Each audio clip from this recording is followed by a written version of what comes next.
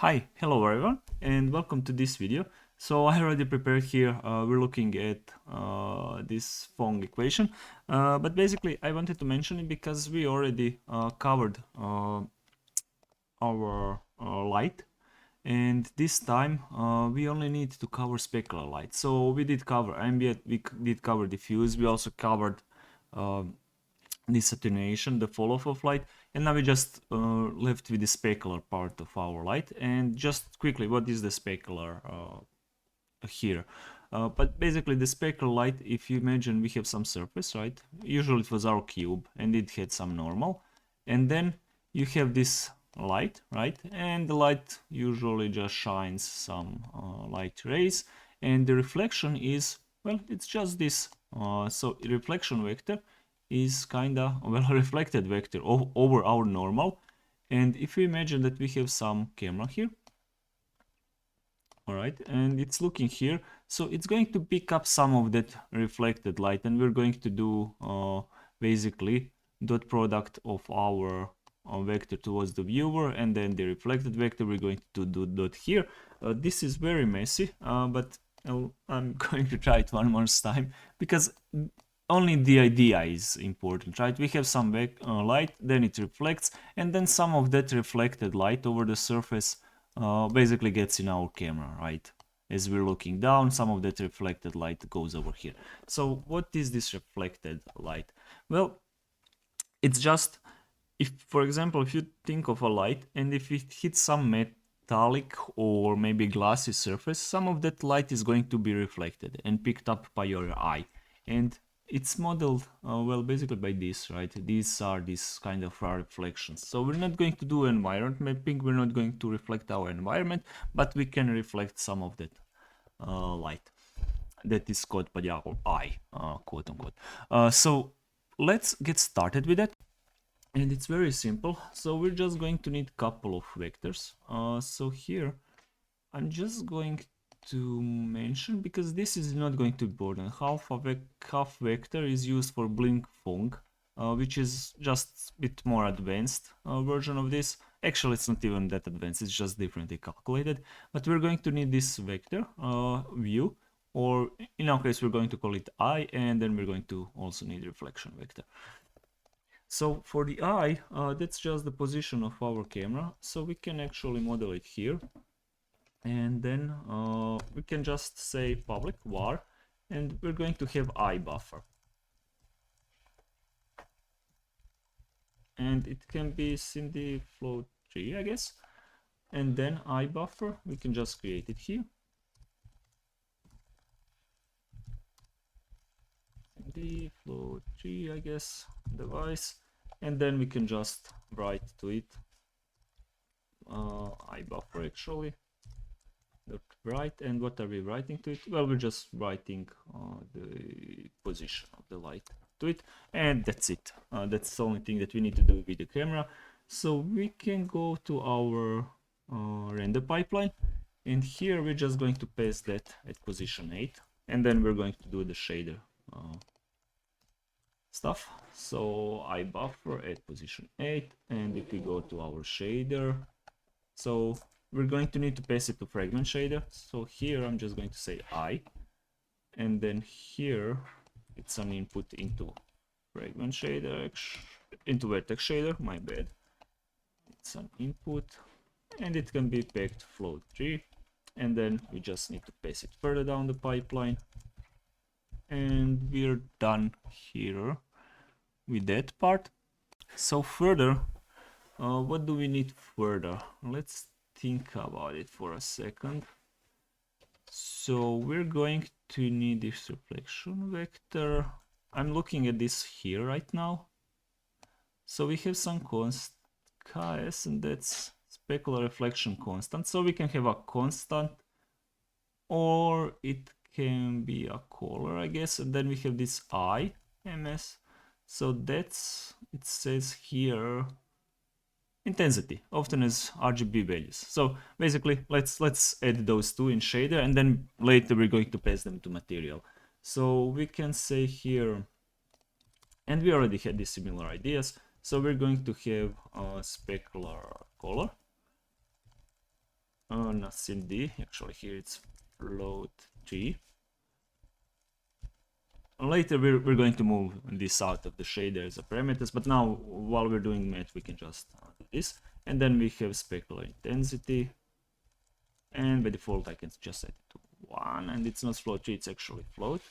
So we modeled that, and I think we already had this similar idea on our, as you can see here, intensity, and then we had color. So later on we're going to add specular color and specular intensity to it.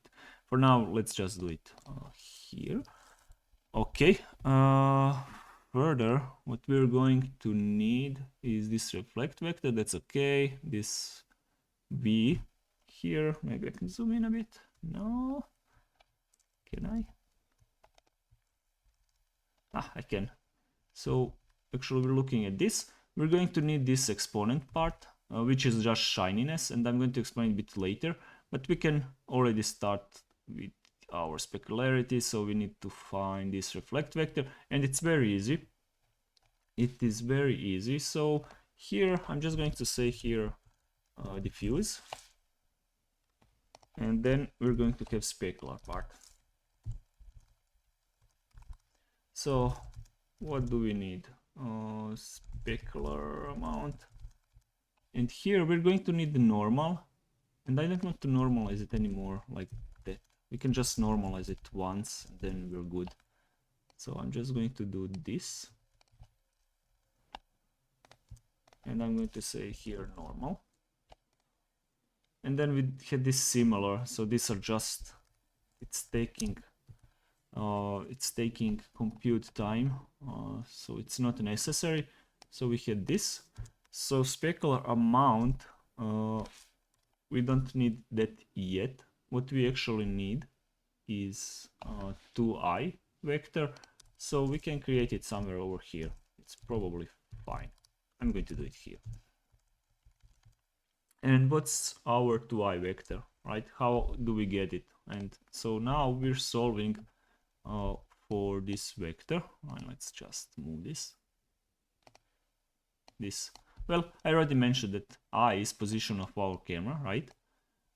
So this is some kind of camera, and then this is the fragment position, right, in our shader. So how do we get it? Well, we can just take the position of an eye minus fragment position, right? And then we have this vector towards the eye, and then we just need to normalize it usually.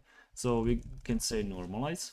So it's going to be our in eye, right, from the vertex shader, and then minus in, and we also have this fragment position. We have vector towards the eye normalized.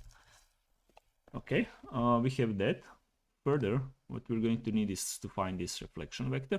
And how do we actually find reflection vector? Well, fortunately for us, there is a function, and just to explain the reflection vector. So what is it actually? So here I'm just going to zoom out a bit and maybe draw it here because it's going to be easy, right? If we have our surface and we have our normal, and let's say that our reflection vector, we have some vector, and the direction of that vector is, we're looking at direction, not position, mind you, here. So it goes towards the right, so it's 1, and then it goes in negative y direction, so it's minus. And when it hits the surface, it's actually reflected here, and then the direction of that vector is still 1 in x, but then it's 1 in y direction, so it's actually just bounced off of the surface. So you can think of it like that as well, and it's very easy to find. If I could minimize this, because we already have a function for it. So here we're actually reflecting this direction of our directional light. So we're going to have here reflected vector, I guess. Yeah, because reflect is already a function, so we cannot use that name. So which vector are we reflecting? We are reflecting direction vector. So it's, and we can do it here as well. All right. Actually, I'm just going to do it like this. So we're reflecting this direction vector, and it needs to go instead of being like this, right, we actually need towards the, no, actually it needs to be like this, right? So because our light, right, we were having here minus, but here it's going to be fine like this, I assume, and then we have normal. So let me just think about this for a second.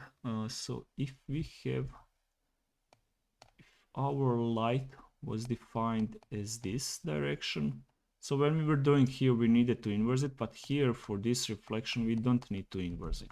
So it's probably fine if we leave it like this. And then finally we can do specular amount, which is just a dot. If you take a look at dot, it's a dot of reflection vector and then the vector towards the eye. So here reflect vector and then towards the eye, and here I actually, you know what, direction, normalize, directional. Yeah, it gets a bit annoying because of all this normalization stuff. So here it's minus direction, and here then it just becomes direction. Maybe better name would be light direction, but yeah, whatever. I'm going to leave it for now. Then we had specular amount, and then it's just a float. Dot, no matching function for dot, because this must be reflect vector towards the eye, and then we can just say our light amount plus equals. So we have this specular amount, but we also have this specular color, and then we also have specular intensity, and that's it. This should already kind of work for the, at least for the directional light. So we're going to do quickly after that. And there is some reflection. It's a bit hard to see. Might be easier when we do it for point lights as well. So let's do it for the point lights as well. So here we can just say here this is the fuse part. Fuse, and then we can also here create specular part. So it's going to be very similar. So I'm just going to copy all of this. Reflect vector, we don't need to redefine it. We don't need to redefine it here as well. So this direction, we only need to change that. And it's defined in our point lights. So here we have already direction. It's weird that it didn't complain here and here. Okay, that's all right. So we have that. So we can use that. We don't even have to change anything. Okay, cool. So do I just need to reverse it? Let me think for a second here as well. So this vector,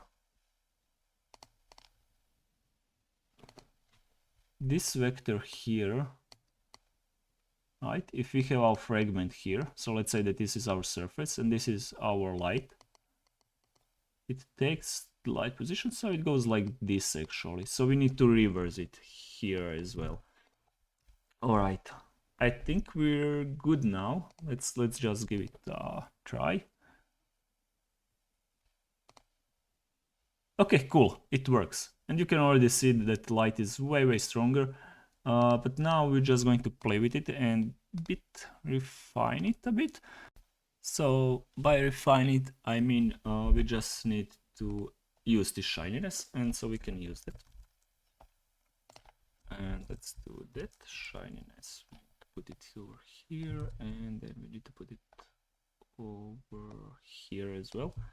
And what shininess here is, well, if I just run it,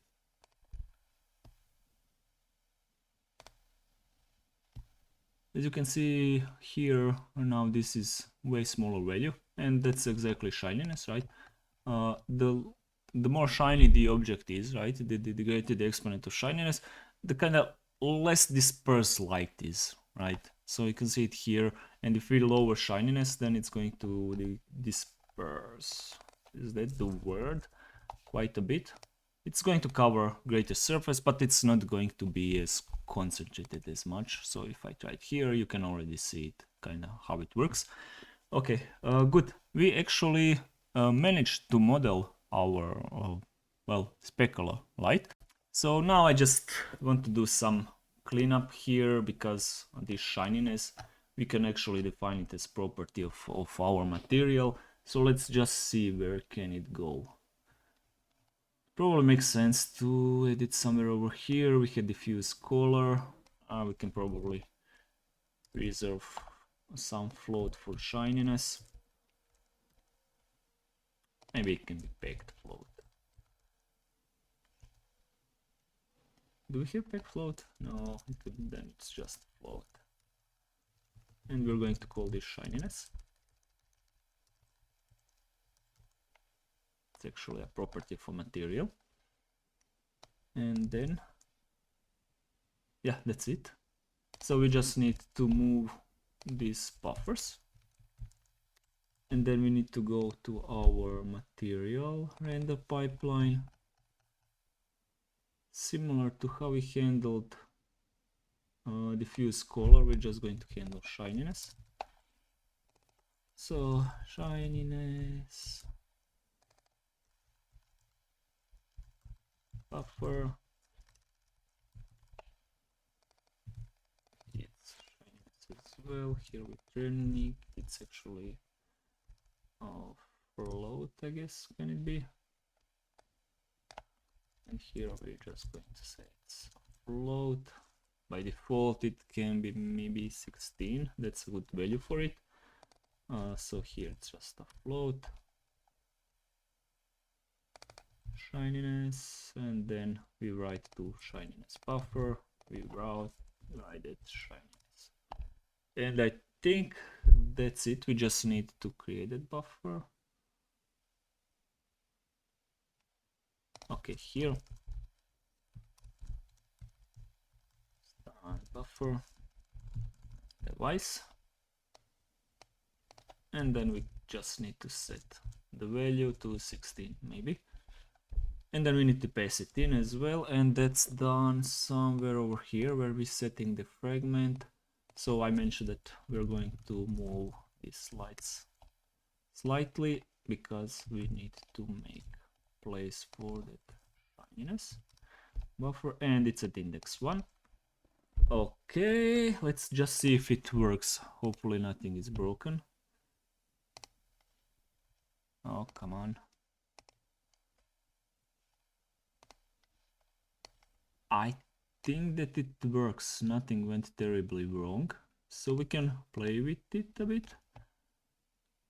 Can we though? We don't have... we only have simple cubes. Well, actually we can just make the floor more or less shiny. So let's see where our floor is. Floor.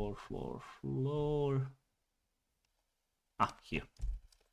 And then if I say floor shininess, pipeline.shininess is 1. Let's see what's going to happen. So there should be light should be spread out. But pipeline here is private. So let's just correct that and let's make it public here. Then we can change the value of it. Okay, yeah, it works. Kinda good. That's perfect. So we covered that part. It was very easy, very simple. So further, what we're going to need to do is to define these properties on lights, which we had here. So in our material shader, I mentioned here. So first of all, we're going to do it for the directional light and then for the point light. So here we already had intensity. So here we can just raise this float and say specular intensity, and then here actually Yeah, we're going to do it like that. And then spect float g specular color. Okay. Uh,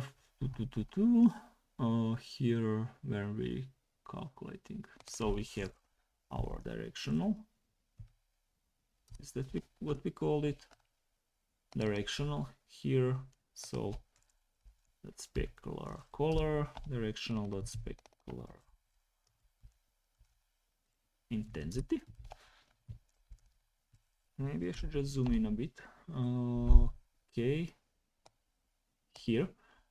And then we just have to extend that light here as well. So we're going to have our specular color. And by default, it's going to be white. 3111. And you can actually, you could even reuse color instead of having a specular color, but whatever. And here it's of type float. And by default, we're going to set it to 1. So once again, we need to expand this. So I mentioned here in shader, we actually set our float after direction. So here it's just going to be specular intensity. We need to increase buffer a bit, so it's going to be float 3 times 4 here as well.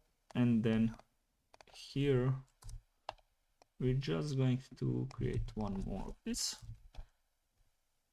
We also have float to waste, but that's all right.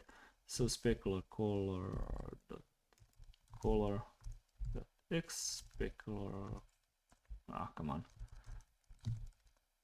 dot y, and then specular color dot z,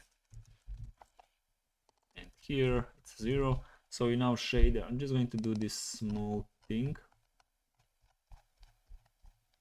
in shader. I'm just going to say here float and then do this, just because our last float is not reserved for anything. So we had this here, 4 floats, and 4 floats here. Okay, good. Let's just try to run it and see what's going to happen.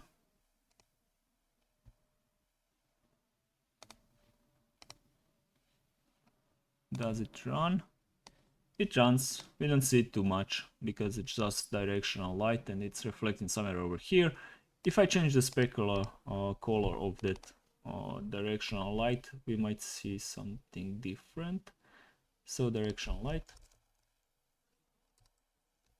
the specular color, let's just say that it's something like this. And if I run it, what's it's complaining? It's the float 3. If I run it, this color around the center should be of a different color, I guess. And it kinda is. I think it's yellow. So red and green gives yellow. Well, could be. Okay, it's different, so I know it works. Okay, let's go further. What we need? Well, we need to do the same thing for point lights. So I'm just going to do the usual lazy thing, going to copy this value. So you can place them here. Then we need to increase this probably like that.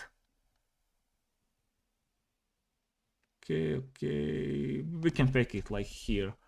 So here we can say specular intensity.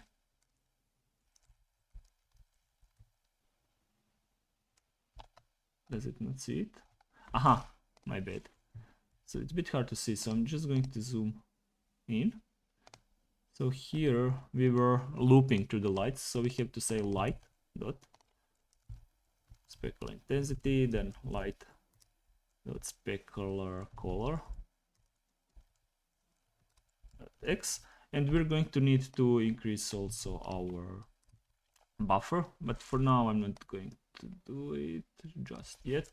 So here we're going to have specular color dot y, and that's specular color dot z, and then last two are not used. So this must be float 4 times 4, 4 times 4 times g, and that should be it actually, almost. So if I go to our material shader, so here I'm just going to copy this. So let's see, we had four floats. Here it's 3 and then one of these. So we have next 2 and then we can say here packed float 2 and do this. And I think that's good. So we just need to make use of those point lights. So here we can say, what was it? Point amount, point lights I, then lights I, that's specular color, and then point lights I, specular intensity. And yeah, let's just see if it works. It should, I hope so. Okay, here separator. Yeah, all right.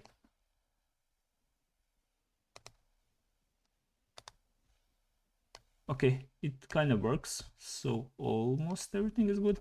So we can just do one final test and then we're done for this video. So here I'm just going to use one of the first lights. So we can say specular color.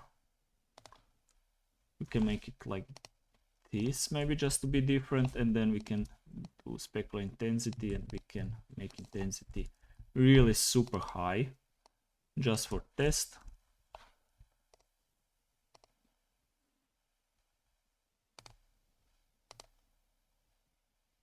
I think it's this one, right? Because of this yellow light here, and then the specularity is this red color. Exactly. If I change it to this, so that should change. I mean, these values are not that good, so I'm going to leave it to you to play with this, but you can see it already here working. So I'm just going to get rid of this, and with that said, that's it for this video. Hopefully it wasn't too hard. So next time we're going to actually maybe start with shadows or do a bit of a gameplay. I'll see. But just to actually sum it up once more. So basically now we have full PONG reflection. Only thing that we're missing was that specular light. And the specular light is just calculated here, as are some reflection vector, right? It reflects over, then the camera picks it up. But then we had also this idea of vector towards the camera, right? And then we were doing the product of these two, and that gives us specular amount. And then the rest of this was just fine-tuning it here with the exponent, and then this specular intensity and specular color, or vice versa. Anyway, that's it. If you enjoyed this video, maybe like, subscribe, leave a comment, and until next time.